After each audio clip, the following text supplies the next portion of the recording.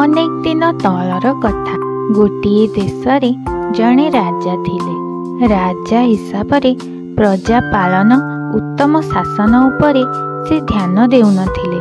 ପ୍ରତିଦିନ ଗୋଟିଏ ଗୋଟିଏ ନୂତନ ପୋଷାକ ପିନ୍ଧିବା ଥିଲା ତାଙ୍କର ଗୋଟିଏ ପ୍ରଧାନ ସଉକ। ଦିନେ ରାଜା ଘୋଷଣା କଲେ ଯିଏ ତାଙ୍କୁ ଏକ ନୂତନ ଧରଣର ସବୁଠାରୁ ସୁନ୍ଦର ପୋଷାକ ପ୍ରସ୍ତୁତ କରି ଦେବ ତାକୁ ସେ 1,000 ସ୍ୱର୍ଣ୍ଣ ମୁଦ୍ରା ପ୍ରଦାନ କରିବେ। ଏଇ ଖବର ପାଇ 2 ଜଣ ଠକ ରାଜାଙ୍କ ପାଖକୁ ଆସିଲେ।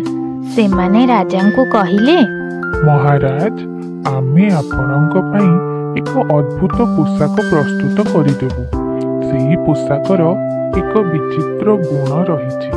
ପୋଷାକଟି ନିଜ ଆସନ ପାଇଁ ଅଯୋଗ୍ୟ ଏବଂ ବୁଦ୍ଧିହୀନ ବ୍ୟକ୍ତିମାନଙ୍କ ଆଖିକୁ ଦେଖାଯିବ ନାହିଁ। ଏତିକି ଶୁଣି ରାଜା କହିଲେ, ଶୁଣ, ତୁମେ ଦୁହେଁ 15 ଦିନ ଭିତରେ ଏହି ପୋଷାକକୁ ପ୍ରସ୍ତୁତ କରିଦେବ। ଏହି ପୋଷାକଟିକୁ ଆମ୍ଭେ ଆମର ଜନ୍ମୋତ୍ସବରେ ପରିଧାନ କରିବୁ। ପୋଷାକ ପାଇଁ ଆବଶ୍ୟକ ସମସ୍ତ ସାମଗ୍ରୀ ଏବଂ ଖର୍ଚ୍ଚ ତୁମ୍ଭମାନଙ୍କୁ ଯୋଗାଇ ଦିଆଯିବ। ଏହାପରେ 2 ଠକ ମଣି, ମୁକ୍ତା, ସ୍ୱର୍ଣ୍ଣ ଜରି ଏପରି ଅନେକ ମୂଲ୍ୟବାନ ସାମଗ୍ରୀ ନେଇ ସେଠାରୁ ଚାଲିଗଲେ। ସେମାନେ ଗୋଟିଏ ଶୂନ୍ୟ ତନ୍ତ ପାଖରେ ବସି ପୋଷାକ ପ୍ରସ୍ତୁତ କରୁଥିବାର ଅଭିନୟ କରିବା ଆରମ୍ଭ କଲେ। ରାଜାଙ୍କ ପାଖରୁ ପାଉଥିବା ସମସ୍ତ ସାମଗ୍ରୀ ଏବଂ ଧନକୁ ସେମାନେ ଲୁଚାଇ ରଖିଲେ।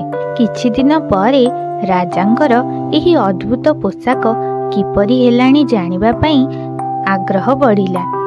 ଠକମାନଙ୍କ କଥା ଅନୁସାରେ ବୁଦ୍ଧିହୀନ ବ୍ୟକ୍ତିମାନଙ୍କୁ ସେ ପୋଷାକ ଦେଖାଯିବ ନାହିଁ। ତେଣୁ ରାଜା ନିଜର ପ୍ରଧାନମନ୍ତ୍ରୀକୁ ସେଠାକୁ ଯାଇ ପୋଷାକ ଦେଖି ଆସିବା ପାଇଁ ପଠାଇଲେ। ପ୍ରଧାନମନ୍ତ୍ରୀ ଯାଇ ଦେଖିଲେ ଯେ ଦୁହେଁ ମିଶି ବସ୍ତ୍ର ପ୍ରସ୍ତୁତିରେ ବ୍ୟସ୍ତ ଅଛନ୍ତି। କିନ୍ତୁ ତନ୍ତଟି ସମ୍ପୂର୍ଣ୍ଣ ଶୂନ୍ୟ ଅଛି। ସେଠାରେ ସୂତା ଖିଅଟେ ମଧ୍ୟ ନାହିଁ। ସେ ମନେ ମନେ ଭାବିଲେ, ତାହେଲେ ମୁଁ କ'ଣ ବୁଦ୍ଧିହୀନ, ପ୍ରଧାନମନ୍ତ୍ରୀ ପଦ ପାଇଁ ଅଯୋଗ୍ୟ? ନା, ଏହା ଯଦି ମହାରାଜ ଜାଣିପାରିବେ ତାହେଲେ ତ ମୋତେ ପ୍ରଧାନମନ୍ତ୍ରୀ ପଦରୁ ବିତାଡ଼ିତ କରିଦେବେ। ଏତିକି ବେଳେ ସେମାନଙ୍କ ମଧ୍ୟରୁ ଜଣେ କହିଲା, ମନ୍ତ୍ରୀ ମହୋଦୟ, ଦେଖନ୍ତୁ, ମହାରାଜାଙ୍କୁ ଏହି ପୋଷାକଟି ଉଚିତ ମାନିବ।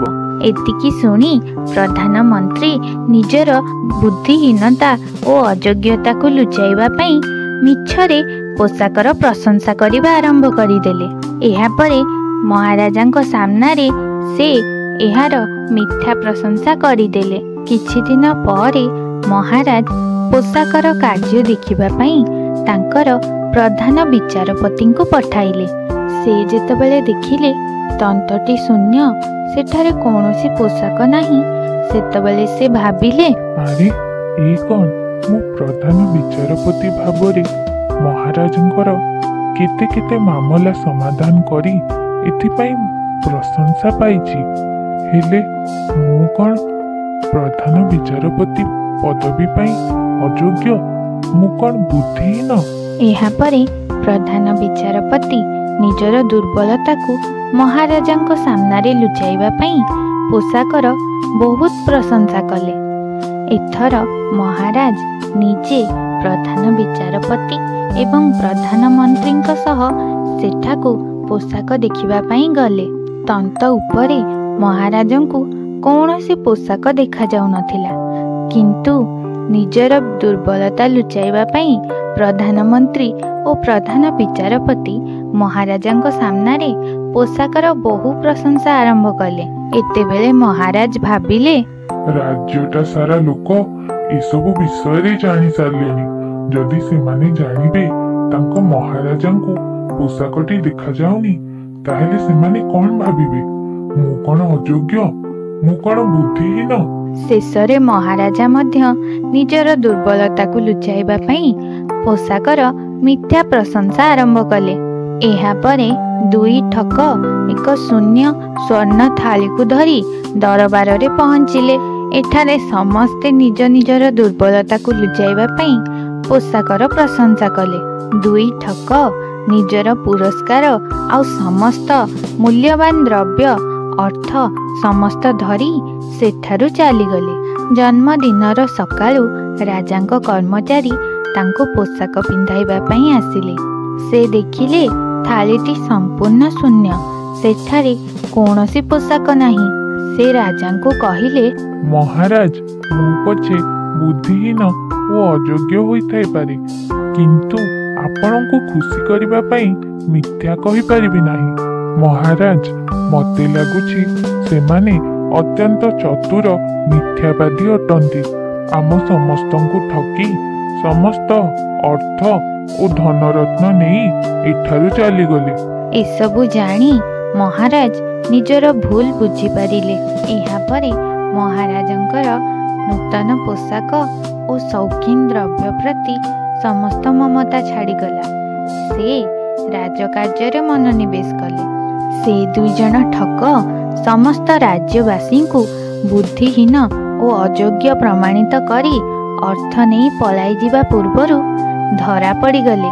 सेमानंकु तांको अपराध पाई कठिन शास्ति दियागला। राजा दृढ़तार सहित निजर राजकार्य संभालिले। रिनी मिनी एथर तमे बुझी पारिल तो काहा उपरे भी आखि बंद करी विश्वास करिबा उचित नुहे। हाँ माँ, सांग माने तमे माने सुनिला तो कहानी के भल लागिथिले वीडियो को लाइक करिबे।